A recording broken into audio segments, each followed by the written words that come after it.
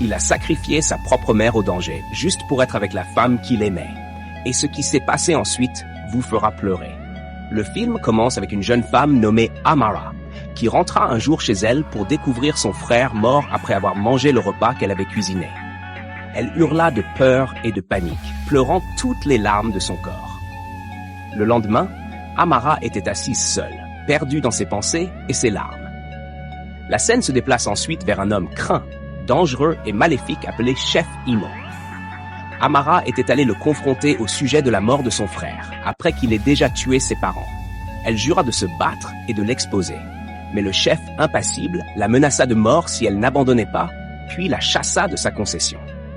De retour chez Amara, un jeune homme beau et séduisant nommé Amadi, qui était son petit ami, l'attendait. Quand elle revint en larmes, il la consola, mais la réprimanda aussi pour avoir osé affronter seul l'homme le plus dangereux de la communauté, sachant parfaitement de quoi il était capable et que personne n'oserait jamais se dresser contre lui. Mais Amara, courageuse et déterminée, lui affirma qu'elle se battrait jusqu'à ce que la vérité soit entendue et qu'elle rallierait tout le monde à sa cause. Toujours en pleurs, elle s'effondra dans les bras d'Amadi, qui la serra contre lui. Le lendemain, dans le manoir du chef Imo, certains anciens se demandèrent pourquoi Amara était toujours en vie, malgré le fait qu'elle salisse son nom partout dans le village. Le chef balaya leurs inquiétudes, disant qu'elle ne pouvait rien contre lui, et leur assura qu'il s'occuperait d'elle au moment opportun, ce qui les rassura. Cette nuit-là, Amara était assise seule en larmes, se remémorant les bons moments passés avec son défunt frère, le jour où il avait reconnu ses sacrifices et lui avait promis de la récompenser un jour, le jour où il s'était dressé sans peur contre le chef Imo lorsqu'il tenta de vendre les terres de leurs parents, et même quand il osa entrer dans la maison du chef pour le prévenir de rester loin des biens de leur père. Les gardes l'avaient roué de coups, mais il ne céda jamais. Maintenant, le souvenir de sa mort la hantait, faisant courir des frissons glacés dans son dos. Soudain, elle vit son fantôme apparaître avant qu'il ne disparaisse, la laissant bouleversée. Cette même nuit, les hommes du chef Imo tendirent une embuscade à Amara et la battirent sauvagement. Mais elle réussit de justesse à s'échapper. Pendant ce temps, Amadi, inquiet, ne parvenait pas à dormir, sentant que quelque chose de terrible arrivait à sa bien-aimée. Le lendemain, Oma, l'amie d'Amara et sœur d'Amadi, lui rendit visite et la trouva couverte de blessures. Amara fut conduite à l'hôpital, où Amadi et Oma la consolèrent, tandis qu'elle leur racontait son calvaire. Elle ne comprenait pas pourquoi le chef Imo continuait de la persécuter après avoir déjà tué toute sa famille.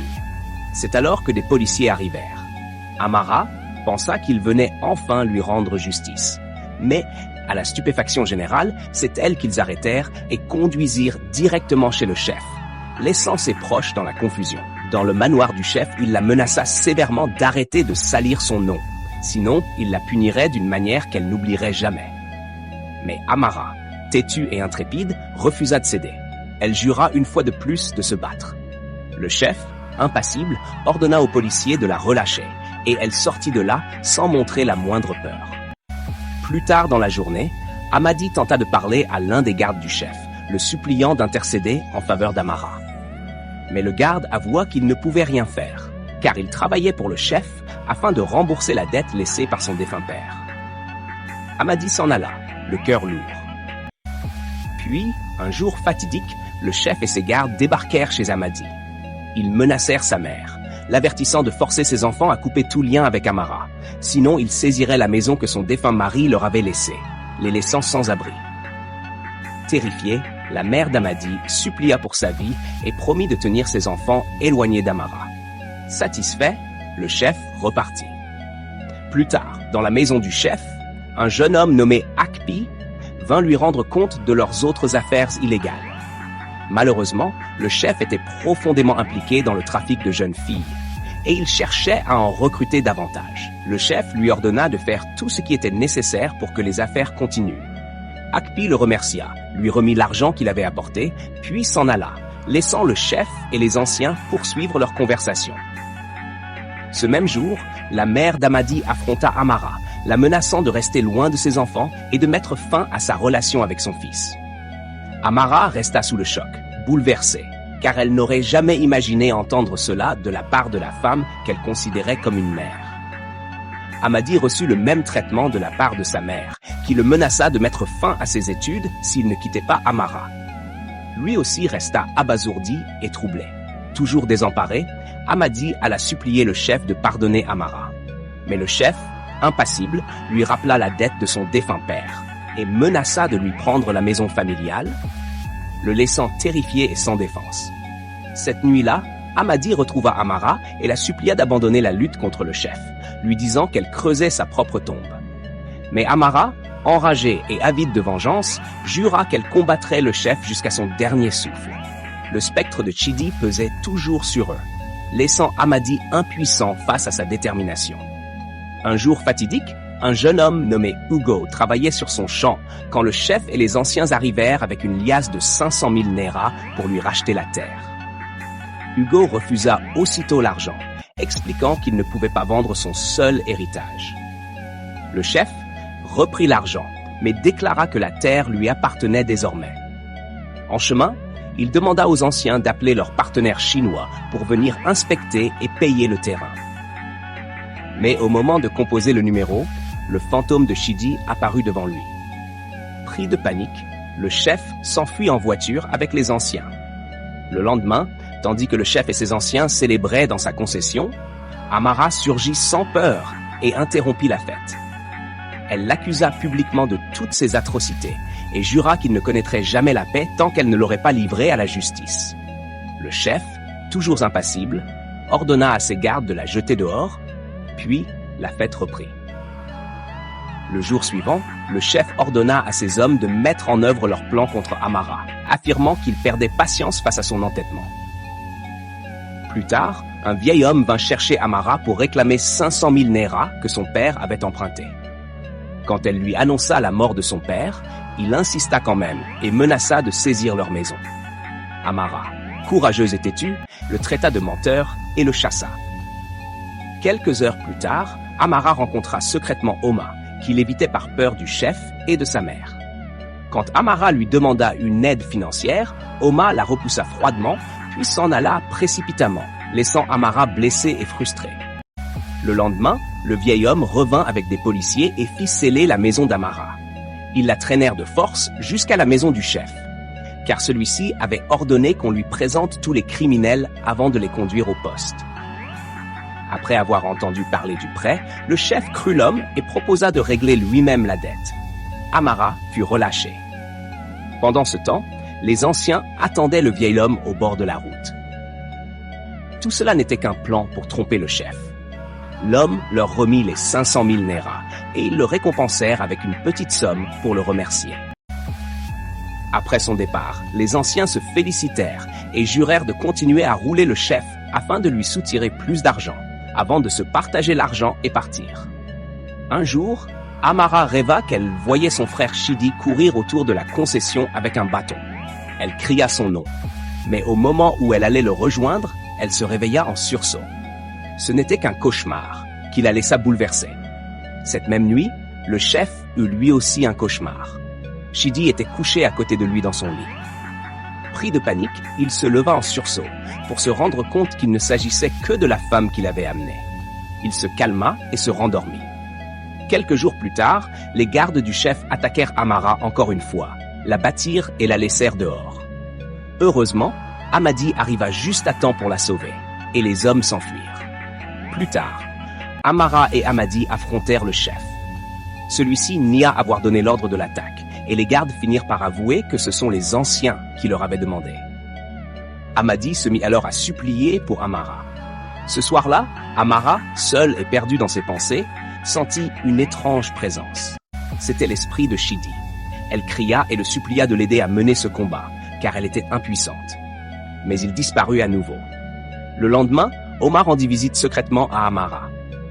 Après s'être excusée d'avoir été une mauvaise amie, elle lui donna de l'argent en expliquant que c'était ses économies et l'encouragea à rester forte. Amara, reconnaissante, la remercia.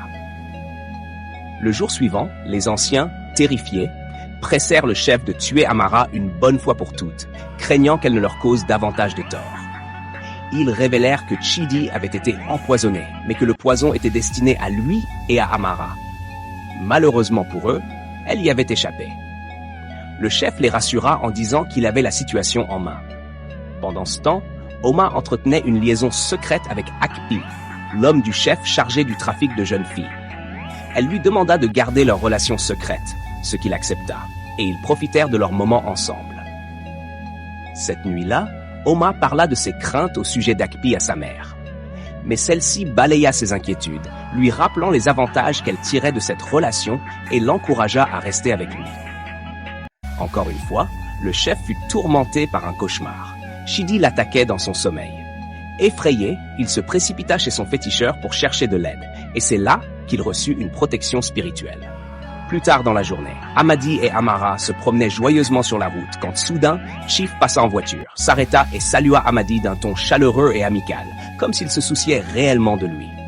Mais après son départ, Amara exprima aussitôt ses soupçons, trouvant cette attitude étrange et inquiétante.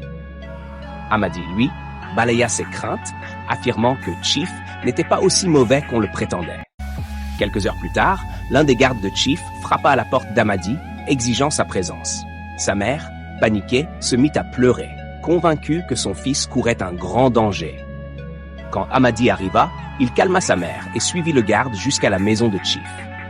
Un peu plus tard, chez Amara, Amadi confia ses regrets. Il avait eu tort de croire à la gentillesse de Chief. Celui-ci l'avait menacé, affirmant qu'il le ferait expulser de l'école s'il ne s'éloignait pas d'Amara. Effondré, Amadi trouva du réconfort auprès d'Amara. Elle l'encouragea à retourner à l'école et à la laisser affronter Chief seul, afin qu'il ne se mette pas en danger. Mais Amadi refusa catégoriquement, lui jurant qu'il resterait à ses côtés jusqu'au bout, ce qui redonna du courage à Amara. Une nuit, les hommes de Chief enlevèrent la mère d'Amadi. Pendant ce temps, Oma passait du temps avec son petit ami. Mais un pressentiment la troubla et elle voulut partir. Son petit ami la menaça alors de révéler ses secrets si elle s'en allait, la forçant à rester. Entre-temps, les hommes de Chief envahirent la maison d'Amara pour l'arrêter. Mais Amara et Amadi, les ayant aperçus à temps, se cachèrent et échappèrent à leurs griffes. Plus tard dans la soirée, Oma rentra chez elle, mais fut choquée de ne pas trouver sa mère.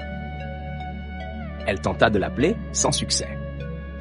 Chez Amara, Amadi prit soin de la rassurer avant de se rendre chez Chief pour supplier qu'il libère sa mère. Il promit à Amara de revenir sain et sauf. Arrivé à la maison de Chief, Amadi se mit à genoux, le suppliant de l'épargner et de relâcher sa mère. Chief refusa jusqu'à ce qu'Amadi, désespéré, lui propose un marché, livré à Amara en échange de la liberté de sa mère. Chief accepta et la libéra. Le lendemain matin, Chief rendit visite à son féticheur, mais à son arrivée, il le trouva mort. Pris de panique, il tenta de fuir, quand soudain il aperçut Chidi, tenant un bâton. Terrorisé, il s'enfuit, mais ses propres gardes le maîtrisèrent et le ramenèrent chez lui. Plus tard, Chief et ses hommes firent irruption chez Oma et exigèrent qu'elle les suive. Elle refusa farouchement jusqu'à ce qu'un garde la gifle et l'entraîne de force, laissant sa mère en pleurs. Au moment où Chief s'apprêtait à repartir, un jeune homme surgit avec une terrible nouvelle. Tous les anciens étaient morts.